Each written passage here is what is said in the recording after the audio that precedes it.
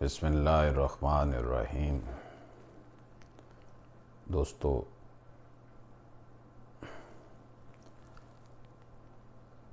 میری کتاب من کی دنیا کی چاہت میں سے ایک اقتباس آپ کی خدمت میں پیش کر رہا ہوں۔ عنوان ہے من کی اجڑی بستی۔ من کے اجڑنے کی وجہ بہت سی ایسی بیماریاں ہیں جو ظاہری طور پر تو چھوٹی چھوٹی خواہشات سے جنم لیتی ہیں، لیکن یہی خواہشات من کے اندر اس طرح مچلتی ہیں کہ اس کا اثر پھر تن پہ بھی دکھائی دیتا ہے۔ اس لیے زندگی کو سہانے روح بنانے میں یہی چھوٹی چھوٹی خواہشیں جو ہیں وہ اژدھا بن جاتی ہیں، جہاں پھر نیکی کا ٹھہرنا ممکن نہیں رہتا۔ زمانے کے اعتبار کو خود پر حاوی کر لینے سے معاملات بگڑتے ہیں، سنبھلتے نہیں۔ لالچ ایک ایسا سراب ہے کہ انسان کو اپنی طرف اس طرح کھینچتا ہے کہ انسان کے لیے سب سے زیادہ اہمیت کا حامل ہو جاتا ہے۔ لالچ کا سلسلہ یوں ہی نہیں تھمتا، بلکہ لالچ نئے لالچ کو جنم دیتا ہے۔ یہ لالچ ایسے اندھیرے کنویں کی شکل اختیار کر جاتا ہے کہ اس گڑھے سے باہر نکلنا مشکل ہو جاتا ہے، بلکہ اس سے قطع تعلق ہونا انسان کے لیے اتنا مشکل ہو جاتا ہے کہ انسان انسانیت کے دائرے سے بھی نکل جاتا ہے۔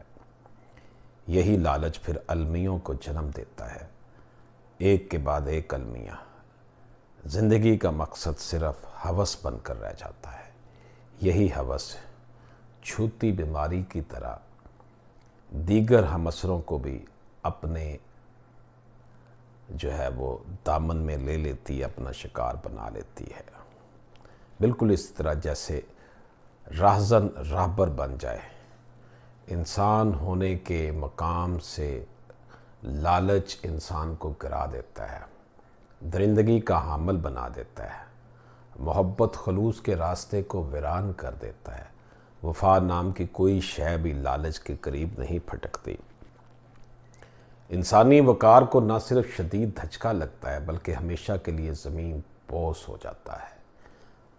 صاحب ادراک چونکہ اپنے خالق کی طرف امید لگائے ہوتا ہے اور اسے یہ ادراک ہو جاتا ہے کہ لالچ تو خود کو مردہ کرنے کا نام ہے، چونکہ لالچ دنیاوی اور عارضی شے ہوتا ہے، اس لیے اس شے کے اندر دیر پائی نہیں ہوتی۔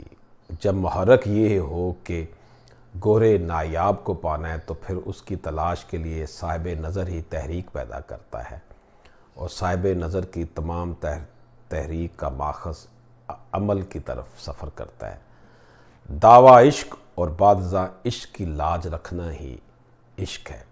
اس لیے صوفی کے اندر طمع نام کی کوئی شے نہیں ہوتی۔ اس کا مطلب یہ نہیں کہ صوفی کی کوئی ضرورت نہیں ہوتی، بلکہ بات یہ ہے کہ صوفی نے اپنی ضروریات کو محدود کر لیا ہوتا ہے۔ اس کو یہ بات سمجھ میں آ جاتی ہے کہ بناوٹ سے منزل نہیں پائی جا سکتی۔ تفکرات انسان سے سوچنے سمجھنے کی صلاحیت سلب کر لیتے ہیں۔ اسی وجہ سے نادانستگی میں انسان سے ظلم روا ہو جاتا ہے۔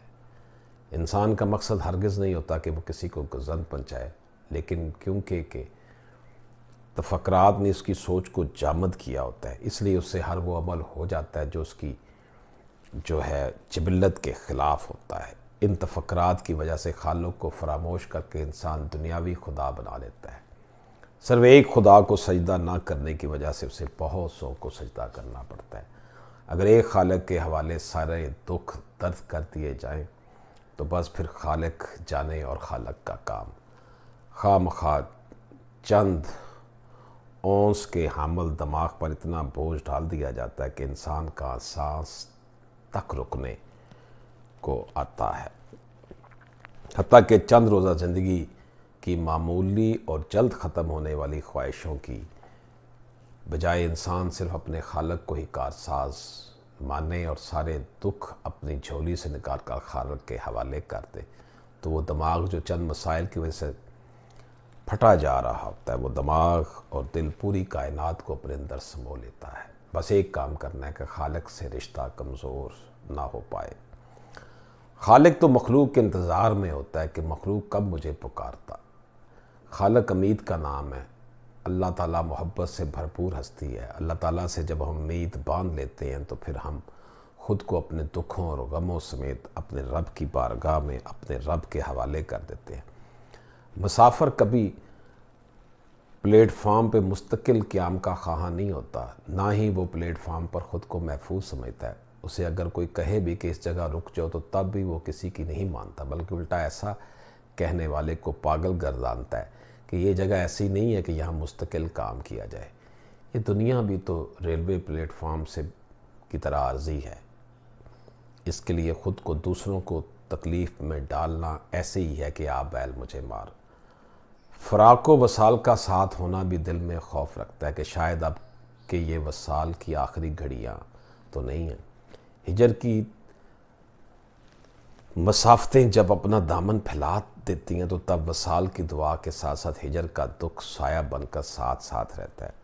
لیکن روح کی حالت یہ ہوتی ہے کہ ہجر طمانینت دینے لگتی ہے، کیونکہ ہجر کے بعد تو کسی اور ہجر کے درپیش ہونے کا دکھ نہیں رہتا۔ من کے اندر سکون حاصل تب بھی ہوتا ہے جب مخلوق کا خیال رکھتی ہے۔ کسی کو دکھ دے کر، کسی کے مال پر قبضہ کر کے، کسی سے رنجش کر کے من کی بستی کو آباد کرنا مشکل ہو جاتا ہے۔